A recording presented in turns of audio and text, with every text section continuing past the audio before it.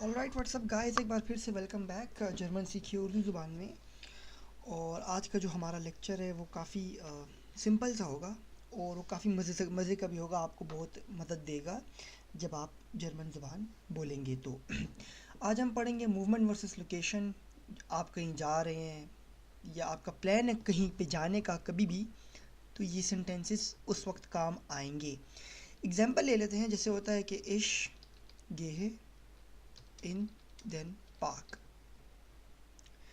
मैंने पहले ही बताया था कि जर्मन ज़बान में जो हमारे पास नाउन होते हैं या आपके जो चीज़ों के नाम होते हैं, हम उनको जेंडर में डिफरेंशिएट कर देते हैं।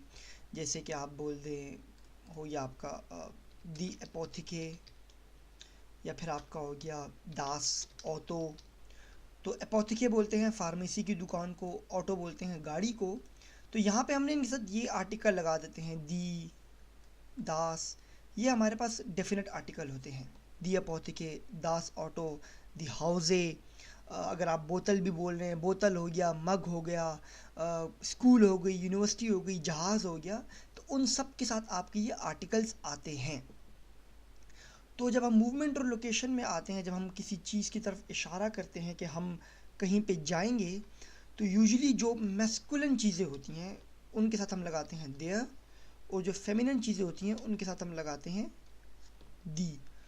अब इसकी कोई ट्रिक नहीं है कि मैं आपको बोलूं कि मैस्कुलिन, अब ये जो पार्क है ये मैस्कुलिन है कि फेमिनिन है। ये पार्क है, ये आपका मेल है कि फ़ीमेल है।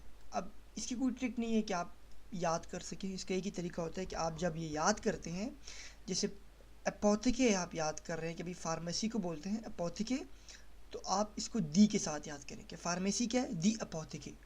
गाड़ी को क्या बोलते हैं, दास ऑटो। तो ये याद करना पड़ेगा आपको। एक और ले लेते हैं, इश गेहे इन दी ओपरा। ओपरा एक वो होता है आपका यहाँ पे हॉल टाइप होता है जहाँ बैठ के वो सिंगिंग करते हैं। तो अब इसके साथ ये देखिए दी लगाया है मैंने। मतलब दी किसके साथ आता है, जो नाउन आपका फेमिनिन है, या आप इसमें बोल सकते हैं कि जो एक औरत ज़ात आती है, आप इसमें बोल सकते हैं। तो इश गेहे इन दी ओपरा, इसका मतलब क्या हुआ कि ओपरा आपका एक फेमिनिन नाउन है। और जो न्यूट्रल होते हैं, मतलब जो बीच में होते हैं, उनके साथ हम लगाते हैं दास। ये भी मैं पहले बता चुका हूँ आपको।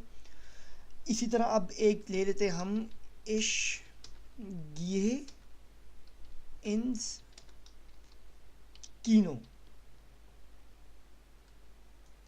इश गिए इंस कीनो, कीनो थिएटर को बोलते हैं, मैं थिएटर की तरफ जा रहा हूँ।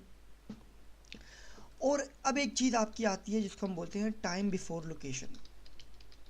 टाइम बिफोर लोकेशन मतलब क्या है कि अगर आप किसी को बता रहे हैं कि मैं यहाँ जाऊँगा, तो पहले आप बताएंगे कि मैं कब जाऊँगा।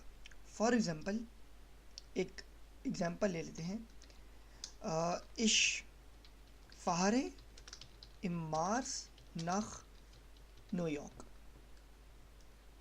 मैं मार्च में न्यूयॉर्क को जाऊँगा। ऐसा भी हो सकता है कि इश फ़ाहरे न्यूयॉर्क इम मार्स। हम इंग्लिश में ऐसा बोलते हैं कि आई विल गो न्यूयॉर्क इन मार्च, ये मैं यार न्यूयॉर्क मार्च में जाऊँगा। लेकिन जब आप डॉइच में बोलते हैं तो पहले आप वक्त को लगाते हैं। मैंने लिखा वक्त पहले आएगा, लोकेशन बाद में आएगी कि कहाँ आप जा रहे हैं। तो वक्त क्या है, ये आपका वक्त मार्च है भाई, हम मार्च में जाएंगे। कहाँ जाएंगे, लोकेशन न्यूयॉर्क आ गई, हम न्यूयॉर्क जाएंगे मार्च में, या हम मार्च में जाएंगे न्यूयॉर्क। एक और एग्जांपल ले लेते हैं, इम यूली इस्तिस जेह वाम। यूली बोलते हैं जुलाई के महीने को, तो जुलाई में बहुत गर्मी होती है। आप ये उर्दू में हम अमूमन बोलते हैं कि गर्मी बहुत जुलाई में होती है यार, लेकिन डोइच में हम बोलेंगे पहले वक्त आएगा, टाइम पहले आपका आएगा। तो इम्यूली इससे जहर वाम।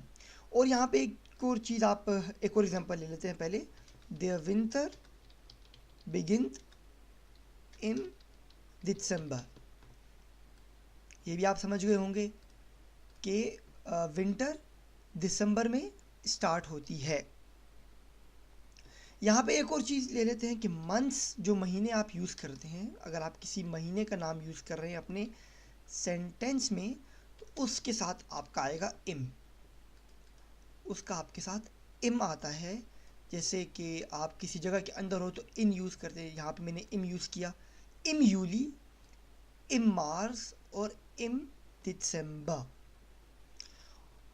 और अगला लेक्चर जो हमारा होगा वो होगा डाटिव केस के बारे में, जो थोड़ा काफ़ी एडवांस लेवल है, तो उसके लिए काफ़ी डिटेल वीडियो मैं बना के इंशाल्लाह अपलोड करूँगा।